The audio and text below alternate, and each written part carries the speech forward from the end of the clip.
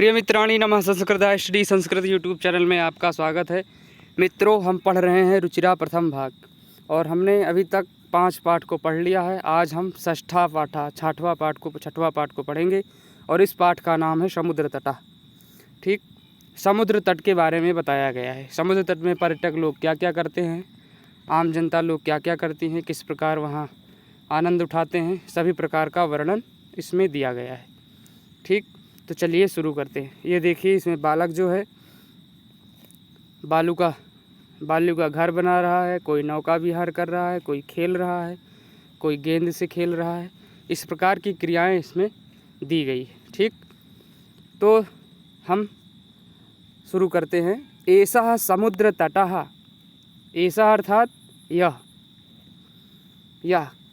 यह समुद्र तट है। ऐसा समुद्र तटः अस्ति, यह समुद्र तट है। अत्र जनाः पर्यटनाय आगच्छन्ति। अत्र माने यहाँ, जनाः मतलब बहुत से लोग, पर्यटनाय मतलब पर्यटन के लिए, घूमने के लिए, आगच्छन्ति यहाँ पर लोग घूमने के लिए, पर्यटन करने के लिए आते हैं। केचन तरंगैः क्रीडन्ति।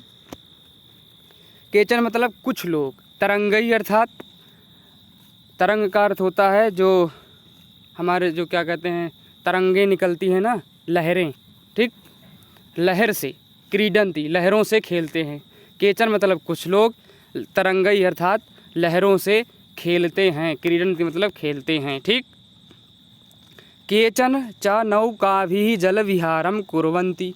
केचन अर्थात कुछ लोग, नौकाभिः और कुछ लोग नौका से, नौकाभिः अर्थात नौका से जल विहारम कुर्वन्ति जल विहार करते हैं। ठीक, तेषु केचन कन्दुकेन क्रीडन्ति। उनमें से कुछ लोग कन्दुकेन क्रीडन्ति गेंद से खेलते हैं।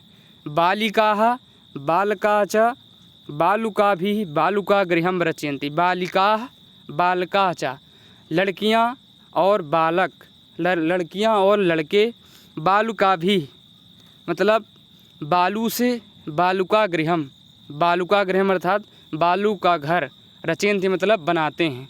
लड़के और लड़कियां बालू से बालू का घर बनाते हैं। रचयन्ति अर्थात बनाते हैं, रचना करते हैं। मध्ये मध्ये तरंगाः बालुकागृहं प्रवाहयन्ति। मध्ये मध्ये बीच बीच में तरंगा यानी तरंग, लहरें बालुकागृहं प्रवाहयन्ति बालुकागृह को प्रवाहित कर अर्थात बिगाड़ देती हैं। ठीक, प्रवाहयन्ति बहा ले जाती हैं। ऐसा क्रीडा प्रचलति एव, इस प्रकार की क्रीडा चलती है।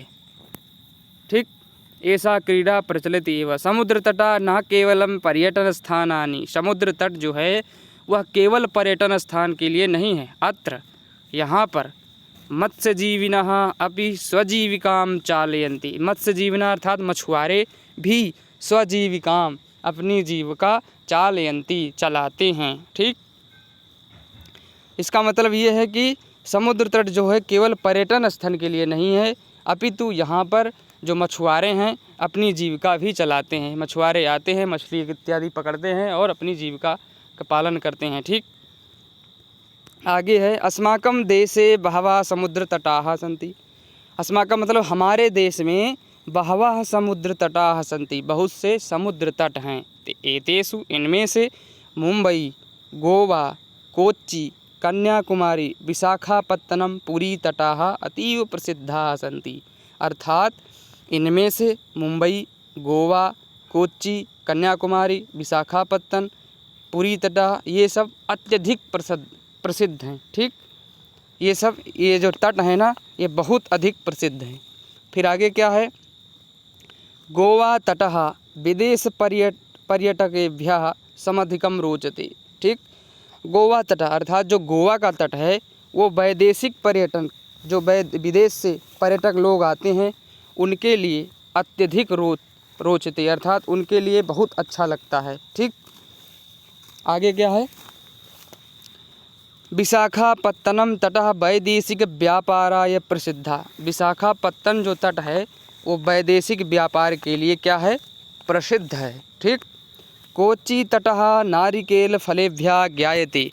और कह रहे हैं कोच्चि तट जो है वो नारियल फल के लिए जाना जाता है, अर्थात वहाँ नारियल फल बहुत अधिक प्राप्त होता है। और मुंबई नगर से जुहू तटे सर्वे जनाः स्वैरम विहरन्ति, अर्थात स्वच्छंद विचरण करते हैं बिना रोक टोक के। मुंबई नगर का जो जुहू तट है वो वहाँ पर सभी लोग स्वैरम विहरन्ति अर्थात स्वच्छंद विहार करते हैं। चेन्नई नगरस्य मेरीना तटः देशस्य सागर तटेषु दीर्घतमः, कह रहे हैं चेन्नई नगर का जो मेरीना तट है वो देश के सागर तटों में दीर्घतमा बड़ा तट है। ठीक, आगे क्या है, भारतस्य त्रिशिषु दिशासु समुद्र तटः सन्ति, इसका मतलब ये है कि भारत के 3 दिशाओं में समुद्र तट हैं, अर्थात 3 ओर से जो भारत देश है वो समुद्र तटों से घिरा है। अस्मात् एव कारणात् भारत देशः प्रायद्वीपः, इसी कारण से, अस्मात् कारणात् अर्थात इसी कारण से भारत देश को हम क्या कहते हैं, प्रायद्वीप के नाम से जानते हैं, प्रायद्वीप के नाम से कहते हैं। पूर्व दिशायाम बंगोपसागरा, पूर्व दिशा में क्या है, बंगाल की खाड़ी है। दक्षिण दिशायाम हिंद महासागरा, और दक्षिण दिशा में क्या है, हिंद महासागर है। पश्चिम दिशायाम अरब सागर अस्ति, और पश्चिम दिशा में क्या है, अरब सागर है। ठीक, ये सागरों की स्थिति बता रहे हैं कि किन किन दिशाओं में, कौन सी दिशाओं में कौन सा सागर है। फिर कह रहे हैं कि एतेषां त्रयाणाम अपि सागराणाम संगमः कन्याकुमारी तटे भवति, अर्थात ये जो तीनों तट हैं, तीनों जो सागर हैं, ये त्रयाणाम अपि, तीनों का भी, सागराणाम संगमः, इन तीनों का जो संगम है वो कन्याकुमारी तट पर होता है। अत्र पूर्णिमायाम, अत्र माने यहाँ पूर्णिमायाम अर्थात पूर्णिमा में, चंद्रोदय सूर्यास्तम, चंद्रोदय, ठीक है, चंद्रमा का उदय, और सूर्यास्त युगपद एव दृष्टुम शक्यते, दोनों को एक साथ देखा जा सकता है। ठीक, आगे चलते हैं, अब हम शब्दार्थ देखते हैं। शब्दार्थः, समुद्र तटः यानी समुद्र का किनारा, पर्यटनाय अर्थात घूमने के लिए, पर्यटन करने के लिए, तरंगई अर्थात तरंगों से, लहरों से, नौका भी अर्थात नौकाओं के द्वारा, जल विहारम अर्थात जल क्रीड़ा, जल विहारम अर्थात जल क्रीड़ा। ठीक, बालुका भी अर्थात बालुओं से, बालुका गृहम, बालू का घर, घरौंदा। ठीक, आगे क्या है, मध्य मध्य अर्थात बीच बीच में, प्रवाहयंती धो देते हैं, बहा देते हैं, प्रचलति वो चलती ही रहती है, पर्यटन स्थानानि अर्थात घूमने की जगह, पर्यटन स्थान। ठीक, मत्स्य जीवना अर्थात मछुआरे, स्वजीविका अपनी जीविका को, चालयंती चलाते हैं, अतीव मतलब बहुत अधिक। ठीक, आगे क्या है, स्वैरम अर्थात स्वच्छंद, अपनी इच्छा के अनुसार, विहरंती अर्थात विहार, टहलते हैं, विहार करते हैं, दीर्घतमा सबसे लंबा, प्रायद्वीपा का अर्थ होता है 3 तरफ जल से घिरा भूभाग। ठीक, और संगमः मिलन, संगम का अर्थ होता है मिलन, एक तीनों जो सागर हैं वो एक ही तट पर क्या कहते हैं, मिलते हैं। ठीक, दृष्टुम शक्यते देखा जा सकता है। ठीक, आगे चलते हैं, उच्चारणम कुरुत, अब हम ये जो कठिन शब्द हैं इनका उच्चारण करना है। ठीक, क्या है, तरंगई ही, ठीक, लहरों से, मत्स्य जीवना अर्थात मछुआरे, वैदेशिक पर्यटेभ्य अर्थात वैदेशिक अर्थात विदेश के पर्यटक।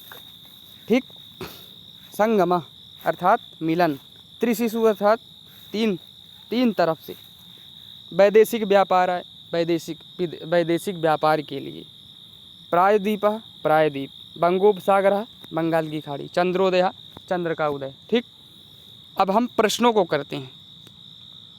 जनाः काभिः जल विहारम कुर्वन्ति, है ना, इसमें क्या है, जनाः काभिः मतलब किसके साथ जल विहार करते हैं, तो अभी हमने पढ़ा कि जनाः नौकाभिः जल विहारम कुर्वन्ति, नौकाभिः।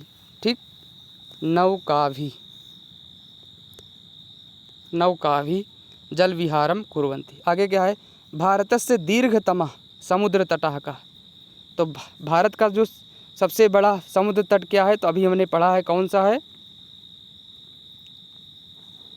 दीर्घतमः चेन्नई नगरस्य मेरीना तटः देशस्य, अभी हमने पढ़ा था चेन्नई नगर का मेरीना तट जो है वो सबसे दीर्घतम तट है। ठीक, क्या है यहाँ पर, भारतस्य दीर्घतमः समुद्र तटः का, तो भारत का सबसे बड़ा समुद्र तट क्या है? मेरीना तटः। जनाः कुत्र स्वैरम विहरन्ति, जन लोग जो है कहाँ अपनी इच्छा से विहार करते हैं। ठीक, तो यहाँ पर आया है मुंबई नगर से जूहू तटे, जूहू तट में लोग क्या है स्वैरम स्वच्छंदता पूर्वक, ठीक है, बिना रोक टोक के क्या करते हैं? विहार करते हैं। जना कुत्र स्वैरम विहरन्ति, तो जनाः जूहू तटे स्वैरम विहरन्ति। ठीक, बालकाः बालुकाभिः किं रचयन्ति, तो बालकाः बालुकाभिः बालुकागृहं रचयन्ति। ठीक, और आगे क्या है? कोच्चि तटः केभ्यः ज्ञायते। ठीक है, कोच्चि तटः, जो कोच्चि तट है किसके लिए जाना जाता है? तो यहाँ पर अभी हमने पढ़ा था कोच्चि तटः नारिकेल फलेभ्यः ज्ञायते। ठीक, नारिकेल फलेभ्यः ज्ञायते। आगे क्या है? मंजूषातः पदानि चित्वा रिक्तस्थानानि पूरयत। अब हमको यहाँ पर रिक्त स्थान की पूर्ति करना है।